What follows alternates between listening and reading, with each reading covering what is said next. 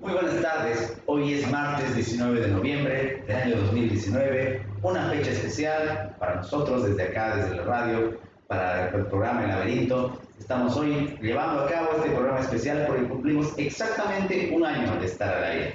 Aquella ocasión fue un lunes, igual 19 de noviembre, cuando iniciamos el programa. Iniciamos en radio, luego empezamos a transmitir audio en internet, luego video y ahora contamos, por supuesto, con esta clase de transmisiones más elaboradas para brindarles mejores noticias, mejores comentarios y mejores contenidos. Es importantísimo mencionar que este desarrollo, este crecimiento no es solo mío, sino hay todo un equipo, tanto de Radio La Voz Universal y del Instituto de Ciencia, Economía, Educación y Salud, ICES, que nos colabora día a día para poder mejorar y para poder llevar este programa adelante. Lo que hemos pretendido desde el primer día del laberinto ha sido no solamente leer la noticia ni buscar aquel titular que pueda sonar explosivo, sino verlo, pero también analizar, brindarle reflexiones a usted para que no se quede con una sola verdad ni con una visión superficial de aquello que vemos. El mundo a veces peca de eso, peca de la ligereza, peca de la superficialidad y peca de la ausencia de crítica, de un verdadero espíritu crítico. Durante un año lo que hemos pretendido es eso. Ha habido, por supuesto, algunos aciertos que hemos tenido y algunos errores en nuestros cálculos y apreciaciones, por supuesto. Estamos lejos de esos humanos que quieren pretender ser dioses o que se asumen infalibles. Somos, como dice la cita de Selain en el inicio de La náusea, el libro de Sartre, unas personas sin importancia colectiva, solamente un individuo. Agradecer como siempre a todas las personas que nos están viendo el programa, que nos dejan sus likes, sus comentarios, sus sugerencias y que a veces sorprenden cuando a uno le escriben o lo encuentran en la calle y nos dicen que vieron tal programa o que les gustó tal segmento. La verdad eso ha sido un aliciente incalculable para todos nosotros desde el laberinto. Además, insisto, la idea es siempre crecer, es siempre mejorar y con sus sugerencias, con sus comentarios y con sus reacciones y veces que comparten el programa, esto será mucho más fácil. También quería hoy día mencionar, no solamente por el aniversario del programa y por la coyuntura que vivimos, tenemos un programa especial que tiene que ver con un repaso de lo que ha pasado en estos días en este convulsionado país. Pero además vamos a seguir viendo aportes y saludos de personas muy interesantes que nos han enviado sus videos y que nos han mandado sus mensajes por el primer año de El Laberinto. Lo que pretendemos para el día de hoy es no hacer un repaso cronológico de lo que ha pasado a partir del 20 de octubre de la elección, primero porque ese repaso lo van a encontrar seguramente en otros espacios, pero además porque eso podría demandarnos más tiempo del que contamos. Lo que queremos hacer hoy es centrarnos en las figuras, en los hombres, en las instituciones que han tenido participación, protagonismo en esta situación. Oscar Wilde, el célebre escritor irlandés, decía que al final la vida es un teatro. El problema es que tiene un reparto deplorable. Y en varias de las figuras que vamos a repasar hoy vamos a encontrar que es cierto. En los últimos 3 versos de un poema llamado Cambridge, Jorge Luis Borges dice: somos nuestra memoria, somos ese montón de espejos rotos. Y para que no se nos olvide nunca eso que somos, es que creamos este programa también y vamos a hablar de lo que ha pasado. Insisto, no hagamos una cronología, de repente a ustedes le van a parecer un poco desordenado, pero de lo que se trata es de centrarse en los personajes, hoy no tanto en el repaso histórico. Tenemos que partir, por supuesto, con la figura principal, por así decirlo, o la antagonista principal de nuestros ideales y de nuestros principios. Nos referimos al ahora expresidente Evo Morales Ayala, porque más allá de sus deseos, anhelos, declaraciones, él no se encuentra ya ejerciendo el poder en Bolivia. Parece que que nos cuesta asumir esta realidad, no porque sea mala, porque estamos tan acostumbrados o mal acostumbrados a ver a un gobernante durante 13 años y medio, casi 14, manejando destinos de millones de bolivianos sin cuestionamientos, sin controles, sin equilibrios, sin contrapesos. Y eso nos ha como que movido un poco la realidad, a sentar las nuevas bases de este gobierno, cierto, transitorio. Es algo que me parece que ha chocado bastante a lo que estábamos acostumbrados. Podríamos decir mil y un cosas acerca de Morales y de su alma autoritaria, pero nos vamos a concentrar en lo que ha pasado en esta última época. la consolidación de la destrucción institucional traducida en el fraude, diciéndolo con todas sus letras, un fraude electoral. Si no nos bastó a los bolivianos con que se nos robe nuestra dignidad, con que se nos robe, con que se robe dinero del erario público, bueno, pues también se nos ha robado una elección. Es muy peculiar ahora que se han presentado pruebas de carácter técnico, que se ha demostrado la existencia del fraude, inclusive a través de organismos internacionales, que se siga pretendiendo vender otra palabra. Las cosas hay que decirlas como fueron. Fraude. La palabra irregularidad, porque sonaba muy tibia para todo lo que ha pasado en Bolivia. Y vale también, pongámosle una pizca de duda hacia el pasado. ¿Cuánto más habrán robado en otras elecciones? ¿Qué porcentaje nos habrán manipulado en el pasado? Esa duda es sana y es lo que nos tiene que quedar. Posterior al fraude, hemos visto cómo el empleo de la fuerza, de la presión ciudadana, mejor dicho, parecía no hacer mella o no tener cierta o no tener resonancia en la figura de Morales. Este sujeto que se burlaba de la protesta, se burlaba de las pintitas y de las llantitas, entre otras, demostró una vez más su carácter de ninguneo hacia el prójimo.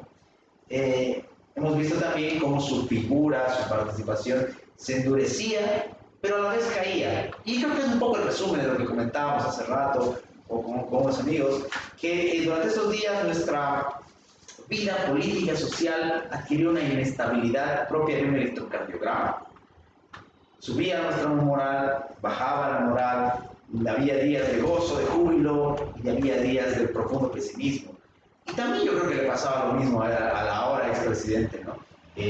Ustedes podían ver que cuando aparecía en los medios los primeros días del paro, aparecía soberbio, aparecía amenazante, y luego empezó a aparecer más con otras poses, ciertas poses, no diré conciliadoras, pero sí menos invasivas, menos agresivas. Y luego empezó a aparecer cada vez más seguido. Y es un fenómeno que no hay que recordarlo siempre. Cuando una figura de carácter político en momentos de crisis va apareciendo de manera más seguida, es un símbolo de debilidad. A mí me recordó mucho, aunque no tengo tan bien fijado por los años que tenía en esa época, el caso de Gonzalo Sánchez de Lozada. Gonzalo Sánchez de Lozada decía, no voy a renunciar, y aparecía 48 horas después. No voy a renunciar, y aparecía 24 horas después. Entonces es como una especie de síntoma, como cuando el cuerpo le está diciendo que algo va mal, lo mismo pasaba con el caso de Morales. Y hablando de síntomas del cuerpo, yo particularmente no puedo evitar recordar su entrevista de esa mañana en la Fuerza Aérea, en el hangar de la Fuerza Aérea Boliviana. Un sujeto demacrado, un sujeto con la misma ropa del día anterior, un sujeto desaliñado, daba ya muestras de que algo no estaba bien en su estructura. Entonces, lo posterior, su video de renuncia, transmitido por televisión boliviana, su inicio de éxodo, de huida al Chapare, también es algo que es sintomático porque se puede refugiar a un punto donde tenía todavía un control de una mini republiqueta, que es ahora, ya lo contaremos después. Ha marcado también esa idea. Hemos visto el declive político de una persona que estaba acostumbrada a manejar las cosas como si fuesen de su propiedad. Y ahora ustedes lo pueden ver en estas últimas entrevistas, en estas últimas declaraciones que hace. La comparación no es ociosa, es un síndrome de abstinencia del poder. Más allá de que tenga planes, no lo sabemos, de retornar, de qué hará, de qué no hará, si todo esto tiene algún plan de contingencia, lo interesante es cómo un sujeto pierde el poder, cómo un sujeto que se creía, repito, prácticamente divino, retorna a la tierra y retorna a la normalidad de lo que es ser un simple ciudadano.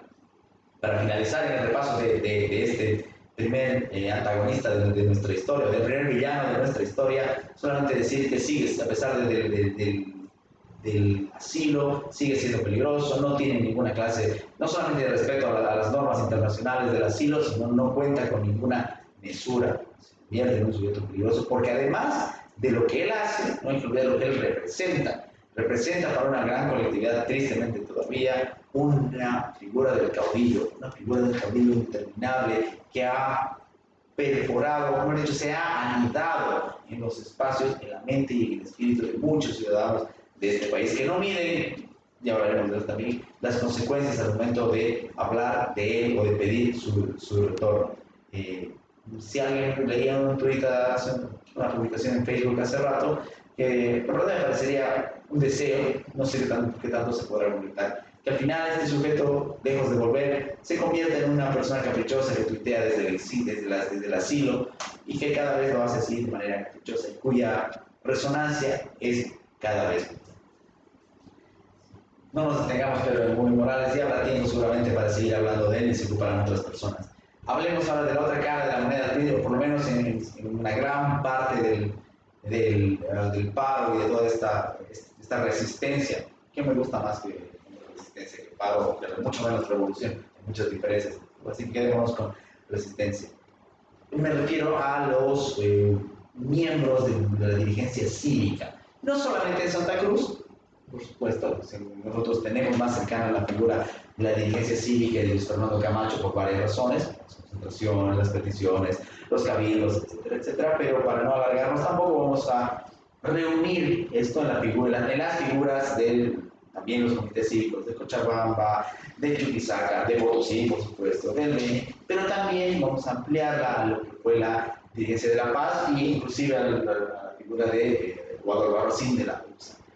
A mí me parece muy importante, obviamente no puedo asegurar que esto no hubiese acabado o no estaría como está sin su presencia, eso es algo que no podremos saber, no se puede hacer desde clase de supuestos, pero sí me parece que entendieron, luego de la elección, que a pesar de que el segundo candidato votado, me refiero a Carlos Mesa de Seguridad de Comunidad Ciudadana, él no iba a asumir, ya sea por características propias o por la poca espalda política que tiene, no iba a asumir esta lucha, que tendría que votar con toda la legitimidad, a él le habían robado la elección, pero no lo iba a hacer. Entonces fue esta expresión cívica como una muestra de la ciudadanía organizada, principalmente eso, porque hay que comprender eso. Muchas de las cuestiones que han venido pasando no solamente en esta movilización, sino en el pasado, adolecieron por la falta de organización, ¿sí? La falta de un orden, y que lo asumió la dirigencia cívica. Ahora, desde una vista crítica, es cierto que no fue perfecto, tuvieron sus errores, tuvieron sus fallos, y finalmente pudieron aceptar. ¿Cumplieron lo que prometieron? Para algunos sí. ¿Lograron la renuncia? Lo hicieron. Hago una crítica para el espíritu excesivamente religioso, para mi gusto, de la movilización. No es que esté mal montar con una fe, pero la mezcla de política y fe siempre es un peligro latente. Pero en la parte de sus postulados, y la ciudadanía logró enarbolar y agruparse en cuanto a ella. Clara muestra está el famoso ingreso de la Biblia a Palacio con la Carta de Renuncia. Pero bueno, ese es el papel que ha tenido el bloque cívico en general, como articulador, como voz y hasta como un actor central en todo esto, por lo menos en una gran parte de la movilización. Se nota, y no hay que pecar de ingenuos, se nota que hubo una preparación, una planificación bastante grande. No iban, si bien las circunstancias políticas siempre dependen de lo que hace el contrario, había un plan armado, y eso es perfectamente válido, un plan lícito, no se pedía nada ilegal, pero sí existía esa planificación, que de repente echamos en falta, o se echó en falta en otros tiempos, ahora existe. Entonces, esa es la nota que hay que hacer sobre el bloque cívico y la dirigencia en lo que pasó en estos días. Otra cosa, antes de olvidar, supieron en su momento abandonar, no es más que abandonar, pasar cierta posta, pasar el relevarla hacia otro bloque que era el político, como había que hacerlo, con los miembros del entonces bloque opositor y la ahora presidente. Avancemos. Tampoco podemos entender esta lógica del fraude que desencadenó la movilización, el paro, la renuncia y la nueva asunción, sin los actores los vocales del Tribunal Supremo Electoral. La señora Choque, el señor Costas y los demás vocales también jugaron un gran papel nefasto en este caso, por supuesto. Uno puede, a veces no aterriza en la importancia de los actos o en la importancia de los cargos. Es cierto que desde el principio se notó un sometimiento al Ejecutivo. Es cierto que los últimos cambios, sobre todo en el área técnica del personal, tendían hacia esto, es cierto también, se lo advirtió hasta el cansancio, que no se pudo contrarrestar, ni siquiera a nivel discursivo, a pesar de que muchos espacios de aquí, y especialmente desde el laberinto lo intentamos. Pero bueno, nos olvidamos a veces que el órgano plurinacional, el órgano electoral plurinacional, es solo un órgano independiente, está al mismo nivel y rango que el tribunal, que el órgano electoral, que el órgano judicial, que el órgano ejecutivo y que el órgano legislativo.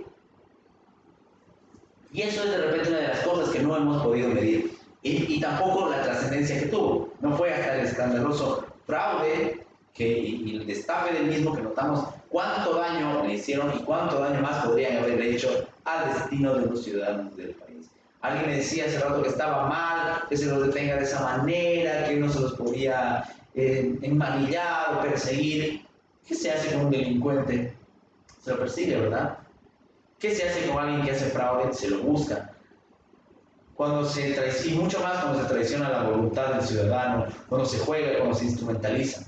Entonces hay que tomar esto como una enseñanza también para el futuro de las nuevas autoridades, buscar personas al menos medianamente decentes, no como lo que hemos vivido, como lo que hemos soportado en el Tribunal Supremo Electoral. Quedará la posibilidad de buscar a nuevas personas y, por supuesto, buscar una sanción para todos estos miembros del Tribunal Supremo Electoral y también para los operadores de menor rango. Ojo, ¿no? Esto no acaba con las cabezas. Ha habido personas que han metido las manos en el sistema, que han metido las manos en las actas, en distintos lugares. Ellos también tienen que pagar.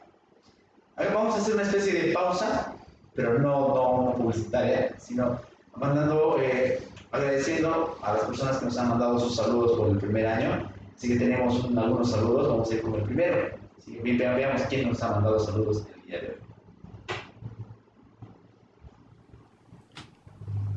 En septiembre del año 1944, Albert Camus escribió acerca del periodismo de ideas. Desde su perspectiva, no bastaba con dar a conocer sucesos noticiosos.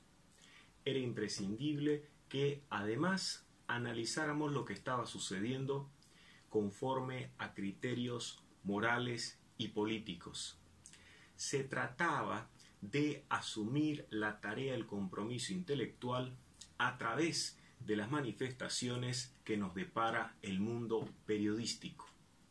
Por fortuna, durante todo este tiempo, encontramos a personas que llevan a cabalidad esa encomienda que nos ha sido mostrada por el autor de La Peste, entre otros pensadores. Un individuo que merece nuestro aprecio precisamente por concretar tal cometido es Andrés Canseco, ya que con sus columnas de opinión, la primera vez que aparecieron fue hace 10 años, nos alienta a mirar lo que ocurre desde el punto de vista reflexivo. Lo mismo pasa en relación con su programa El Laberinto, que se emite desde hace un año. Son 2 espacios en los cuales no podemos sino encontrar la dicha de usar las ideas para comprender lo que está sucediendo. Yo celebro que haya mantenido esta vigencia y albergo la ilusión de que se mantenga con el mismo compromiso que sirve para realzarlo como uno de los intelectuales que contribuye a que nuestro análisis de aquello que está pasando y lo que tendría que suceder todavía forme parte de nuestra realidad.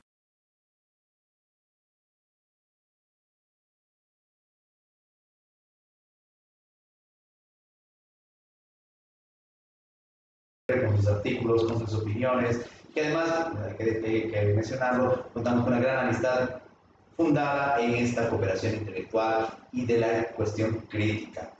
Seguimos avanzando en nuestro programa, en nuestro recorrido por estos actores de esta aún inconclusa, tristemente, crisis nacional. Ningún gobernante puede hacer lo que hace, así sea terrible, sin operadores. Y lamentablemente un grupo de operadores que han marcado mucho esta crisis son personas que no deberían hacerlo, que son personas que deberían ocuparse de los problemas de la ciudadanía, de los problemas de todos nosotros, pero se dedicaron y todavía se dedican, porque algunos de ellos no han salido del país, no han sido encontrados, a desestabilizar nuestras existencias. Nos referimos a los ministros de Estado. No vamos a iniciar la larga cacería de ministros porque son un montón. Me voy a referir simplemente a algunos principales. El ministro Romero, ya saben, un sujeto que manipuló a la policía, que redujo la dignidad de la policía a la mínima expresión. Está también este sujeto que era ministro de Defensa, el señor Zabaleta, el arquitecto Zabaleta, que es el ministro de Defensa, que había anunciado muertes por docenas y conteos numerosos de caídos. Está el ministro de Comunicación, que mentira tras mentira, utilizando otra vez los medios estatales y los recursos públicos, se ocupaba de esparcir la mentira de cuanto pasaba en este país. Y está otro hombre peligroso también, está el exministro de la Presidencia, Juan Ramón Quintana, conocido también por sus amenazas, por su anhelo de recrear Vietnam, por su pasado también en Pando, no olvidemos, recordemos Pando hace 11 años. Entonces ha habido, ya más allá del repaso que hacemos de ellos, una toma de todo lo que son las estructuras estatales para poder generar, uno, violencia, y dos, para asentar la figura autoritaria. Repito, ninguna figura autoritaria podría tener una base tan fuerte si no tuviese este tipo de sostén, en este caso tristemente estatal. Se ha tergiversado, se ha dañado toda nuestra imagen, o toda la imagen que debería tener el Estado, que de por sí debería ser mínimo y aquí es paquidérmico, encima se lo utiliza para la violencia y la desestabilización. Piensen, por ejemplo, como comentario, en los primeros 2 o 3 días de este gobierno de transición encabezado por Yanine Áñez, se designó ministros y se iniciaron procesos de auditorías, revisiones de todo lo que pasaba en los ministerios, y saltaron un montón de cosas, y seguramente saltarán muchas más, ojo, ¿no? Pero la gente lo tomó como algo sorpresivo, es decir, nos habíamos acostumbrado a la infamia, nos habíamos acostumbrado a la desesperación, nos habíamos acostumbrado, peor aún, a la sumisión. Y eso es algo que va a tardar seguramente en revertirse, pero además es algo que nos ha hecho muchísimo daño. Empleados del Ministerio de Cultura realizando bombas molotov, acumulando armas, viceministros también en esa tarea nefasta. Entonces, toda esa estructura también ha tenido un peso, triste peso, y todavía lo tiene en nuestros destinos. Y hablábamos de sumisión, y si de sumisión podemos hablar, está la Policía Nacional. El tema de la Policía Nacional es un tema que para mí ya tiene parte de aguas muy fuerte, y es por supuesto lo que pasó ese viernes en el motín policial que se inició en Cochabamba. Hemos sido muy críticos de este programa, no solamente con esta crisis, sino en general, porque desde el primer programa con la Policía Nacional hemos condenado su falta de valores al momento de oponerse a las órdenes. Está bien, se ha dicho siempre que el trabajo es obedecer órdenes, pero bajo el uniforme, bajo la insignia, hay hombres, y los hombres deciden, los hombres eligen, los hombres juzgan, los hombres tienen que tener moral y ética. Y creo que eso fue al final lo que pasó. Ahora, es cierto también, ese cambio en la policía, ese cambio de postura, se debe a varios factores.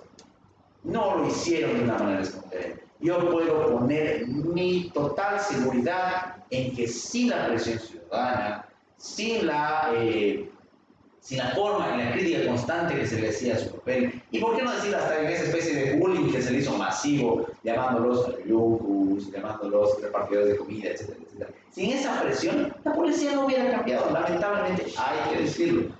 Es por eso, una vez más, que el ciudadano debe entender que tiene que asumir posiciones a veces duras, a veces un poco radicales, cuando se trata de la defensa de los valores democráticos y de la libertad. Eso ha posibilitado que la policía encuentre eso, y en la sumisión en la que se encontraba, llevando comida, cuidando a manifestantes, cuidando mineros, etcétera, etcétera, como si fuesen guardias privados, que encuentre una especie de quiebre, no solamente institucional, sino anímico en la policía, y se debe, por supuesto, a la presión ciudadana. Esperemos con total honestidad, que esto se redefine en la relación policía-ciudadana, no solamente en cuestiones políticas, sino en todas las cuestiones que hacen a la vida diaria. ¿Se ha logrado? Sí, se logró. Cuesta creer que sin el motín policial las cosas serían como son ahora, es cierto, pero todavía queda mucho por trabajar. Hay que recordar también que en el cabildo, en uno de los cabildos desarrollados en el Cristo Redentor, el primer punto que estableció el presidente del Comité Cívico fue mejorar las condiciones de la policía. También quedará esa obligación y hasta cierta sospecha sana de cómo se iba manejando las cosas. Me parece muy loable ahora la labor de la policía con cubrir esas contingencias de los grupos irregulares, de los que vamos a hablar más adelante, pero también, como la nobleza intelectual y moral obliga, hay que reconocer que en los peores momentos, antes de que las Fuerzas Armadas, que ya vamos a comentar, salieran, la policía se puso en una posición de defensa de la ciudadanía, con las limitaciones técnicas, con las limitaciones de personal, inclusive habiéndose quemado varias de sus distritos policiales, de unidades policiales en La Paz, aún así asumieron esa defensa. No fue hasta el momento de la impotencia, lo recordarán ustedes, que el comandante de La Paz pidió que intervenga el ejército. Sin embargo, hay dos cositas que en este jaleo, en videos que se pueden ver, me gustaría mencionar. Una tiene que ver con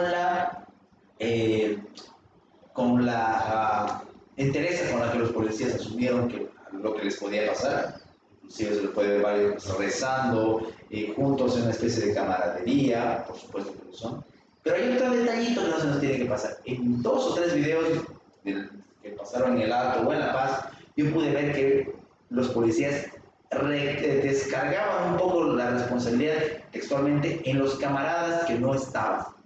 Quiere decir esto que muchos policías que no cumplieron sus funciones. Ellos conocerán el día de mañana quienes fueron, ellos lo verán, eso ya será un problema de los policías. Sin embargo, ya cerrando este tema, al final, las cuestiones individuales, como siempre, las decisiones personales y las posturas que se asumieron valieron para el motín. Incluso ante la jerarquía policial superior, sabemos que si el motín no funcionaba, iba a haber responsabilidades internas en la policía, pero se asumió, inclusive en contra de esa estructura.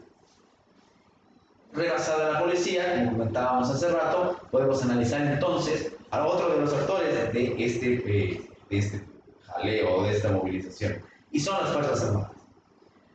Sí hemos dado también bastante crítica a las Fuerzas Armadas, pero particularmente mi crítica tiene que ver con algo que lo voy a seguir haciendo porque eso no me cambia, que es el servicio militar obligatorio. Eso voy a seguir haciéndolo aquí hasta el día en que perezca y deje de latir. Pero en la participación específica en este problema hay que mencionar varias cosas. Primero, las Fuerzas Armadas entraron en una lógica de no intervención partidaria. Eso es cierto, lo hicieron. Ahora, que había una desconfianza total en la ciudadanía, por supuesto. No podemos olvidar tampoco a la hora ya ex comandante general de las Fuerzas Armadas, Calimán, brindando discursos contra el imperialismo y el apoyo al proceso de cambio, etcétera, etcétera. Eso también, y está registrado. Hermosa época en la que vivimos, todo queda registrado. Entonces, vale también como un mal precedente que tenía la ciudadanía de lo que podía hacer o no hacer las Fuerzas Armadas. Su participación para mí fue unas cuantas horas tardía. Y ya se había rebasado a la policía, ya se había quemado buses en La Paz, ya se había saqueado mercados. Cuando salieron a cumplir su trabajo, de preservar el orden, pero también fue un poco tarde. Y también hay que decirlo, hubo inclusive posterior a eso, e incluso posterior en las horas siguientes a la asunción de la ahora presidente Yanine Áñez, había mucho nerviosismo en la ciudadanía acerca de lo que pudiese hacer el señor Calimán. Todo el mundo preguntaba, ¿qué hacemos? Y hasta ahora creo que lo podemos preguntar, ¿qué será de ese hombre? Nos va a mostrar una vez más que hay demasiado poder en esta ocasión, bueno, bien sus decisiones, pero hay demasiado poder todavía de las Fuerzas Armadas en nuestra estructura político-social.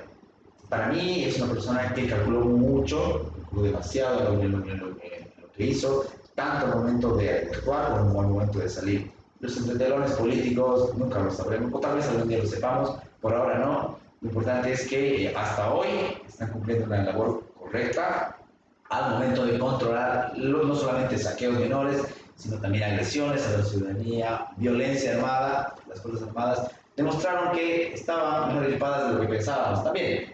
Punto paradójico de la historia. Quien nos equipó fue Evo Morales ahí. Y con esas ironías de la historia, nos vamos a nuestro siguiente saludo. Por nuestro aniversario, hay personas, repito, que nos están enviando sus saludos y algunas reflexiones acerca de nuestro primer año al aire. Vamos con nuestro siguiente saludo. Bueno, muy buenas días a mis amigos de Laberinto. Ellos están de aniversario, son su primer año. Felicitar a todo el equipo de Laberinto, en especial a mi amigo Andrés Canseco y bueno, a todo el equipo que lo colabora. Un fabuloso programa que sale en la radio La Voz Universal 91.2 FM y que lo recomiendo bastante. Programas como el de Laberinto son necesarios en nuestra sociedad, dado que las reflexiones que lleva nuestro amigo Andrés son muy interesantes.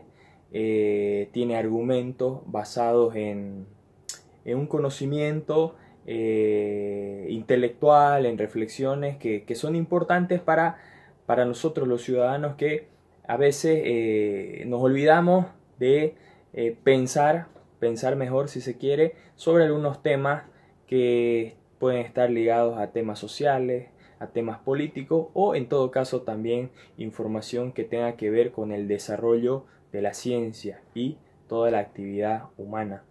En este aniversario me tomé la libertad, aquí tengo un libro. Este libro se llama La Edad de la Razón, de Thomas Paine, escrito en 1794. Y aquí en el libro quería simplemente hacer un aporte en este aniversario, que es muy importante para ustedes. Y bueno, Paine escribe lo siguiente. Dice lo siguiente: no creo en el dogma de la Iglesia judía, de la Iglesia católica, de la Iglesia griega, de la Iglesia turca, de la protestante, ni en él de ninguna que conozca. Mi intelecto es mi propia Iglesia. Bueno, seguramente para muchos creyentes Thomas Paine podría sonar un hombre pedante, ¿no? El sumum de la pedantería y bueno, de la falta de humildad que se debe tener al momento de pensar, pero en realidad creo que no es tan así. Este libro, que es un libro que recomiendo bastante, analiza y críticamente, que es necesario siempre, el tema de las religiones y sobre todo el dogmatismo. Paine, así como muchos otros pensadores, encuentran que las religiones o las ideas políticas parten de ciertos principios y de ciertos dogmas que, como es realizado por hombre, siempre será importante analizar, reflexionar y en todo caso también cuestionar. Hoy por hoy nosotros en Bolivia vivimos momentos difíciles, ¿no? Críticos, y estas palabras de Paine, bueno, calzan perfectamente para eso. Porque por un lado tenemos a un ex gobernante y por otro lado tenemos a un nuevo gobierno. Pero en ambos casos, nosotros los individuos debemos escuchar, analizar, reflexionar y en todo caso también cuestionar. Eso de que algunas personas traten por un tema de democracia, de mantenerla y hacer un pensamiento único, bueno, no es parte del ejercicio democrático. La democracia entiende la pluralidad y en esa pluralidad vale la pena que los individuos, ¿no es cierto?, pensemos desde nuestros conocimientos, desde nuestras creencias y no tomemos como verdadero ciertas ideas, ciertas reflexiones y en todo caso ciertos principios que vienen desde esferas del poder, llámese poder político, llámese poder académico incluso de los docentes, o llámese en todo caso poder religioso, ya sea la palabra de un sacerdote o pastor. Siempre será importante la reflexión, el análisis y el cuestionar. Las sociedades avanzan sin duda por el conocimiento y el desarrollo, y también por el cuestionamiento. Sin estos cuestionamientos, de repente no se hubiera abolido en algún momento la esclavitud. Sin estos cuestionamientos, de repente quizás muchas mujeres no estarían votando. Entonces, el cuestionar, más que algo negativo, es algo positivo y es en pro de una sociedad más plural, más tolerante y también más democrática. Un saludo a todos mis amigos del Laberinto en este feliz primer año. Gracias. Teníamos ahí los saludos de nuestro amigo Mario Mercado Callaú, que además es una persona muy interesante, pues además de su formación como ingeniero ambiental, es una persona preocupada no solamente por los problemas políticos, sino también por las cuestiones relacionadas a la ciencia, a la epistemología y a la nociología en general. Muchísimas gracias, Mario. Él también nos ha brindado un par de entrevistas de nuestro primer año. Un agradecimiento enorme por tu saludo y por tus palabras. Continuamos en nuestro repaso de actores de la realidad boliviana de este tiempo, y por supuesto tenemos que saltar a nuestra ahora gobernante, Yanine Áñez. No es una figura, honestamente, que al menos que yo recuerde que haya tenido gran participación parlamentaria. Poco podía hacer la oposición con el porcentaje de parlamentarios que tenía, pero bueno, termina siendo una de las cuestiones de la vida, ¿no? Para aparecer en puestos esenciales para los que uno no se había imaginado. Ya pasó en 2005 con Eduardo Rodríguez Belcé, por ejemplo. Estaba en la Corte Suprema, en la entonces Corte Suprema de Justicia, y por la sucesión constitucional, el no permitir que suba Ronald Macaríes, Mario Cosillo y demás, terminó de presidente. A veces la política boliviana tiene esos giros extraños. Pero bueno, Yanine Áñez, ¿qué decir de ella? Más allá de la labor de orden que está intentando poner, pacificación y orden. Pacificación, orden y transición, yo creo que son las tres palabras que se le puede poner como etiqueta a la cortísima gestión de Yanine Áñez. Pero sí, yo también me gustaría mencionar de su persona, es algo de lo que yo dudaba, en general de toda la bancada parlamentaria de la oposición. Un término que creo que les faltó durante muchas ocasiones en la cultura política, pero que lo tuvieron en el momento en que asumieron el poder, que es audacia. Si algo caracteriza al movimiento del socialismo es que se atreven a todo y que a veces no miden consecuencias, y eso nos ha perjudicado un montón de veces. Y un poquito le faltaba a la antes oposición hacerlo. Y lo hicieron. Yo de verdad pensé que no se iban a animar a esa sucesión, que es perfectamente constitucional, porque ya las cuestiones técnico-jurídicas lo habían avalado. Lo mismo que la misma sala plena del Tribunal Constitucional Plurinacional lo hizo. Esa sucesión, primero interna en la Cámara de Senadores, luego en la sesión conjunta, y luego ya para asumir la presidencia, se animó. ¿Por qué me voy a declarar en esto de la audacia? Porque por más de que se tenga un apoyo de carácter legal, por más que se tenga grandes asesores y por más que se cuente ya con las herramientas, hay que tener una gran dosis de valor para asumir el gobierno siendo rodeado por miles y miles de personas, algunas de ellas caracterizadas como hordas del movimiento socialista. La prueba está en lo que está pasando ahora. No se ha podido controlar todavía, pero la antes senadora y ahora presidente Yanine Áñez lo hizo. Punto para su audacia, para su valor, que si hay algo por lo que tendrá que ser recordada es por eso, por su periodo de transición, por el orden, y sí, también yo lo digo, por la posibilidad que tiene de mostrarnos antes de que llegue cualquier otro gobierno, el que sea, qué es lo que nos han venido haciendo durante 14 años. Cómo han manipulado, cómo han mentido, cómo han robado. Esa también es parte de su labor. Además, también de desenmascarar a nivel mundial. Porque si algo ha sabido hacer el régimen es venderse como un régimen de la justicia, de la igualdad, de las reivindicaciones. Y ya sabemos que no va por ese lado. Entonces, esa sería una breve intervención. No tengo nada más que decir por ahora de Yanine Áñez. Y ya hace unos minutos mencionaba la verdadera cara, no movimiento al socialismo. Y la verdadera cara es más parecida a una pandilla. ¿Qué hace un movimiento mafioso cuando pierde? Se va destruyendo lo que deja atrás, se va armado, roba, saquea, no se contenta con perder. Y dígame si no es lo que está pasando ahora con estos grupos movilizados, armados, muchos de ellos desestabilizadores, que son todavía leales al gobierno, que piden cuestiones verdaderamente ilógicas. Muchos no saben ni lo que piden, eso ya lo hemos analizado también, la cantidad de personas que pueden movilizar pagadas o engañadas para que asistan a las marchas. Gente que termina perdiendo la vida o termina perdiendo, marcando su vida a futuro por 200, 300 bolivianos.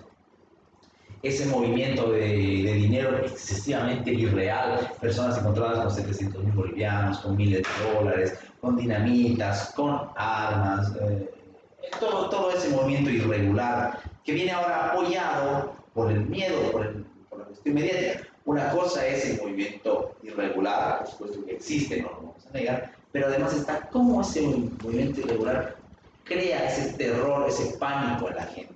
Y ahí creo que también hay un muy potente elemento comunicacional que hay que saber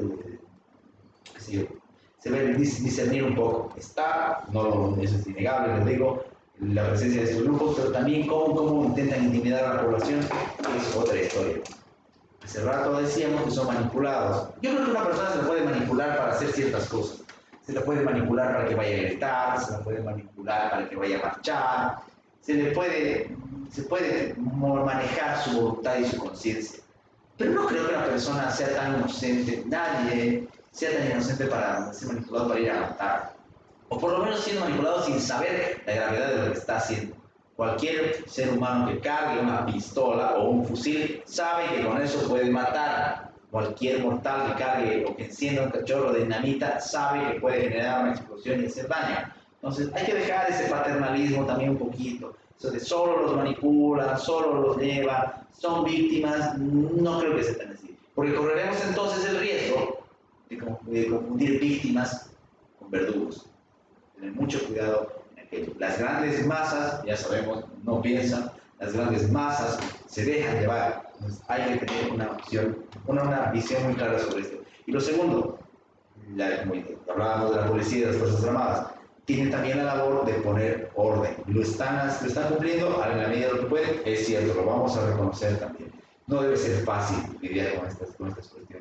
¿Por qué? Porque tienen que contemplar criterios de proporcionalidad, razonabilidad, qué implementos usan, y además, como ya habíamos visto también un montón de veces, no es solamente un movimiento que está descontento y que tiene además, no, es una estructura organizada, que cuenta con dinero de dudosa procedencia, que cuenta con asesoramiento del extranjero. Debe ser también una labor muy complicada, pero es una labor que deben cumplir las Fuerzas Armadas en conjunto con la policía, esto de detenernos. Seguimos con nuestro repaso, tenemos todavía unas cuantas figuras, hay todavía tiempo en este programa aniversario especial. Me quedé con esta figura, casi la olvido cuando estaba realizando el índice, pero le lo propongo a él porque él fue el primero, pero detrás de él hay todo un equipo, todo un conjunto de personas que realizaron labores técnicas. Me refiero al ingeniero Villegas. Hay que recordar que el ingeniero Villegas empezó a realizar su trabajo, si no me equivoco, un día y medio desde que había pasado la elección. Él, antes de que el Tribunal Electoral, el órgano electoral retire los datos de la página, él ya los había descargado. Entonces, hubo un trabajo, primero rápido, y segundo efectivo y sostenido en el tiempo, porque luego se logró conjurar un grupo más grande y cuyas pruebas fueron determinantes a la hora de emitir la OEA su resolución, que también lo comentaremos un poco más adelante. Entonces, esto que nos muestra primero, que como decía un poco en sus reflexiones José Ortega y Gasset, la universidad está para eso, para contener las presiones internas y externas, que es en esa presión donde convive. El conocimiento científico se puso, por suerte, en esta ocasión, del lado de la libertad y la democracia. Sin eso, no es que hubiese sido imposible, tal vez sí, de generar esta corriente no solamente interna, sino a nivel internacional de lo que estábamos viviendo. es diferente el discurso político del discurso técnico, las pruebas, la realidad objetiva, y eso lo hicieron los técnicos, encabezando del señor Villegas en La Paz. Un aplauso de verdad, porque él tuvo además del conocimiento de la convicción, porque hay que hacerlo, siendo rodeado, siendo amenazado, viviendo en La Paz. Entonces, eso es algo que también se debe reconocer en este hombre.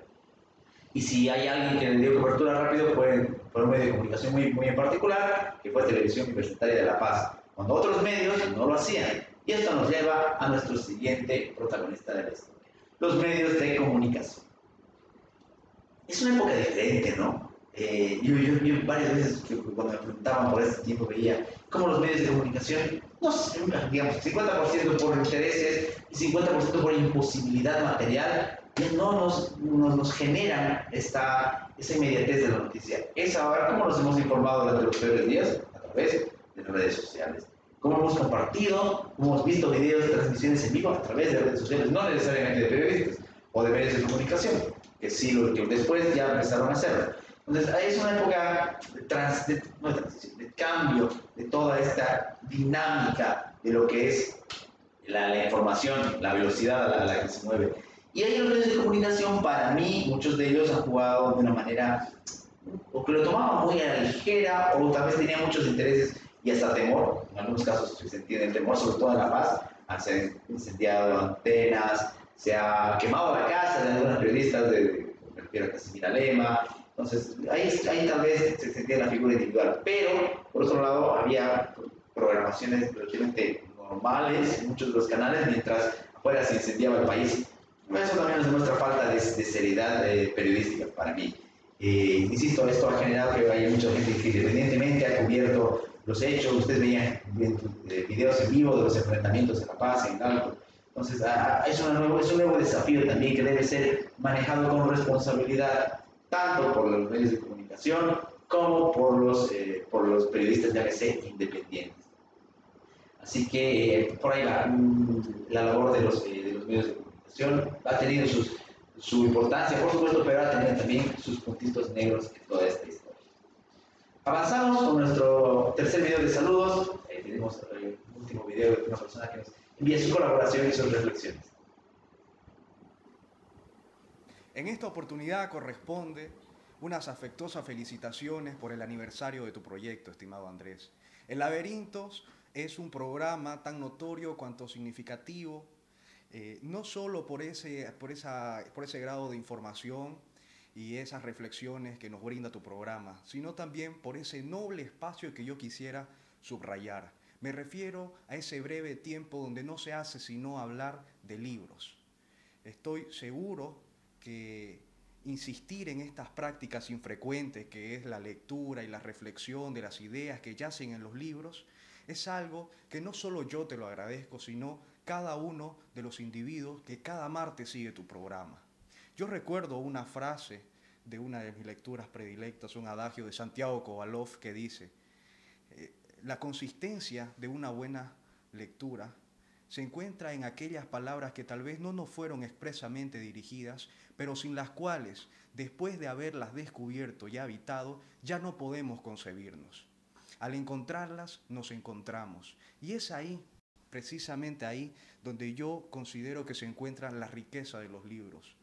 En darnos esa posibilidad de responder ese mandato del oráculo de Delfos: conócete a ti mismo. Tu programa, estimado Andrés, nos da esa herramienta para aproximarnos a ese conocimiento de uno mismo, de enriquecernos. La crítica y la reflexión en torno a los libros es algo sin duda notorio y digno de los mayores elogios. Querido Andrés, no me queda sino reiterar mis felicitaciones y, de alguna manera, expresarte mi deseo de que continúes con este cometido. Un abrazo de letras, estimado Andrés.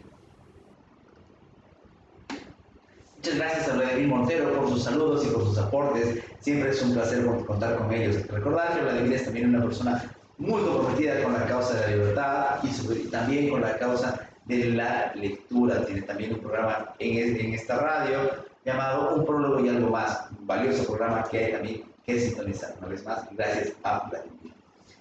Entramos a la recta final de nuestro análisis de los actores. Es muy posible que haya olvidado varios.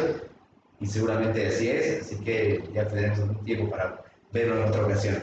Me quiero referir ahora al organismo internacional, a la OEA. Pongo la OEA por una cuestión práctica, porque bien podría dividirlo en dos, en la figura de tres, en realidad, la figura de los observadores, la figura de los técnicos que hicieron la auditoría y la figura de su secretario general, el señor Almagro. Sobre el primero, de los observadores, no hicieron mucho, pero hicieron algo clave, que a la larga, si lo analizamos, pues es central para entender todo este proceso de auditoría. A las menos de 24, mientras un poquito más horas de la elección, emiten un comunicado no escrito, pero sí verbal, en una conferencia de prensa, notando que había cuestiones que no se podían explicar en cuanto a la modificación del conteo rápido. Ya ahí emiten una advertencia que frena un poquito cualquier tipo de que impulsa la susceptibilidad ciudadana en cuanto a lo que se le había hecho al control electoral. Entonces, esa primera declaración pequeñita, es un punto, fue una semillita muy importante para lo que vino después. Lo que vino después fue ya la auditoría. Ese campo de la auditoría parecía más una estación de batalla, porque con una total desconfianza que hasta yo tuve de la OEA, esta misión llegó. Desconfianza, ya vamos a ver en unos minutitos por qué, refiero al Almagro, se tenía al expresidente Jorge Quiroga, conocido como Tuto, dijo después en unas declaraciones a la prensa que él sí desconfía mucho de Almagro, pero que no desconfía del equipo técnico. Esa gente que vino había trabajado con él, según cuenta, que demostraban que eran probos y eran muy capaces además. Sin embargo, hay dos puntos ahí que notar. Primero, que el primer jefe de la misión se fue, que era un sujeto muy partidario de Evo Morales Ayma. Y dos, que luego el mismo Almagro afirmó que había dos personas infiltradas en esta misión diplomática de auditoría. Entonces, no es todo tan transparente dentro de la OEA. Por fortuna, el informe nos mostró lo que nosotros pensábamos y hasta más. Me hizo mucho, no ruido, me generó mucha sorpresa a la hora en la que se publicó el informe preliminar, era cerca de las 4:30, 5 de la mañana. Ese famoso informe que luego el mismo Morales habría de decir que intentó frenarlo porque iba a incendiar el país. Sin duda se debió a la premura y a los ánimos caldeados que existían en Bolivia, principalmente en la ciudad de La Paz. Entonces, ese fue otro momento, por ejemplo, dentro de nuestra muy irregular moral y estado de ánimo que tuvimos durante la movilización. Cuando el informe sale de manera preliminar, otra vez se renueva la moral, se renueva el espíritu de combate a la ciudadanía, la resistencia vuelve a recobrar, o vuelve a tener ese ímpetu. Entonces, por ahí va. Y finalmente lo que decimos, la figura de Almagro. ¿Por qué te desconfiábamos de Almagro? Porque hace tiempo, en primera instancia, él había manifestado que la elección no era un derecho humano.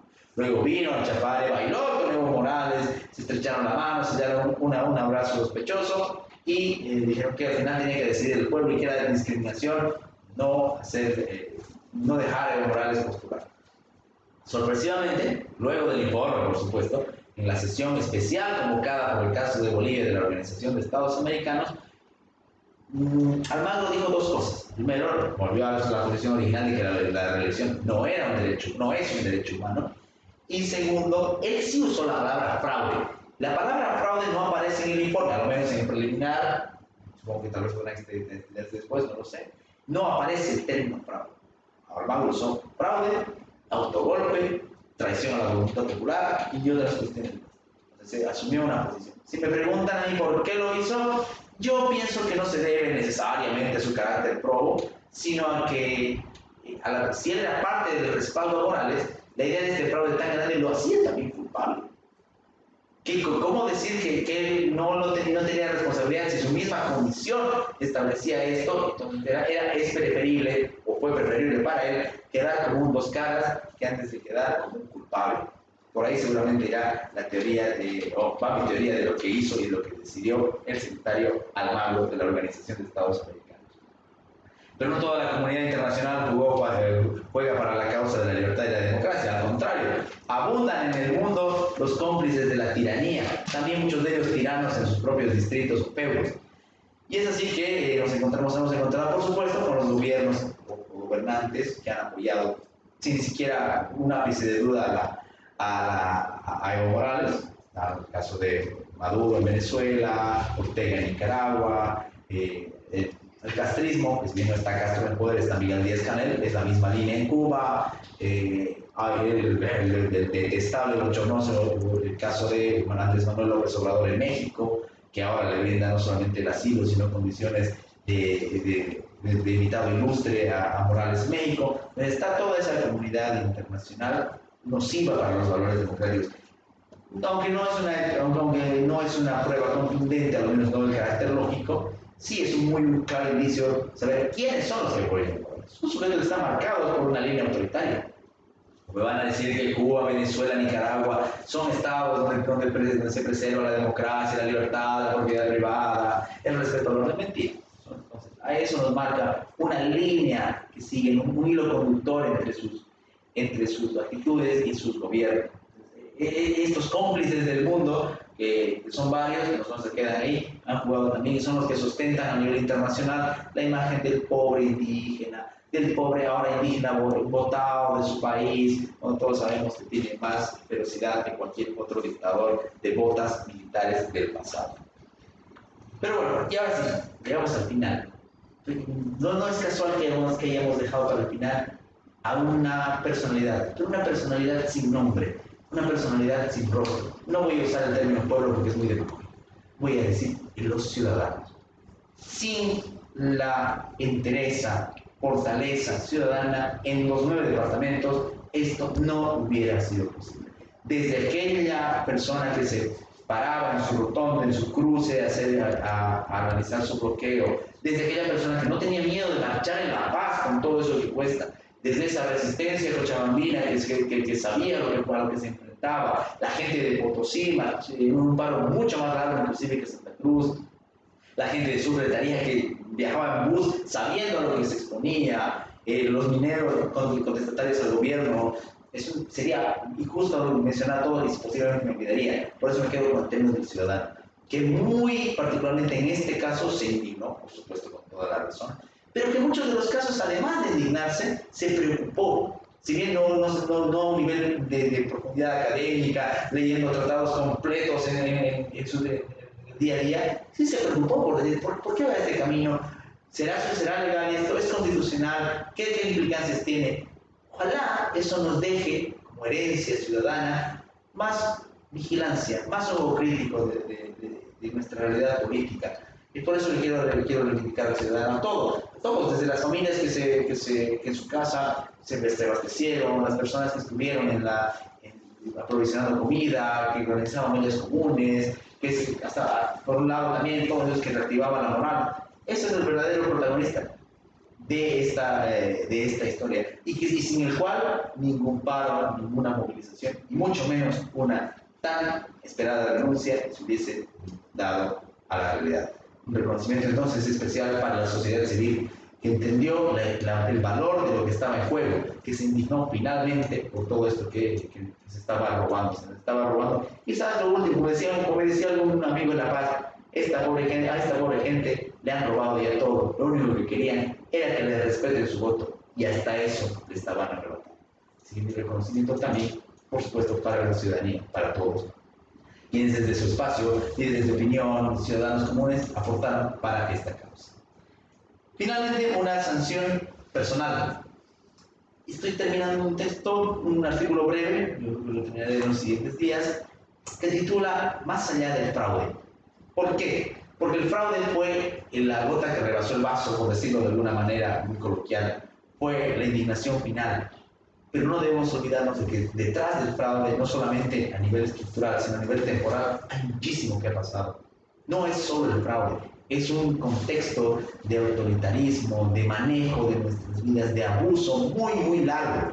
Y es más, yo particularmente, si no se hubiese comprobado el fraude, si se hubiese logrado camuflar o tapar, nuestra movilización hubiese tenido la misma legitimidad, porque se arrebató ya un resultado electoral del 29, se mató, se trató con violencia, hay casos de corrupción innumerables, hay toda una historia de infamia que es anterior al fraude. Entonces, ¿cuál es la importancia de esta idea? No es llevar revanchismo, como algunas personas manifiestan, llevar violencia ni odio. Es la idea de recordar, comprender lo que se le ha hecho a la gente de este país. Es importante por eso que no debe retornar el régimen. Si a mí me apura, no debe retornar ni siquiera el partido como estructura a participar. Hay cómplices que no aparecerán, pero todos sabemos cómo se ha operado.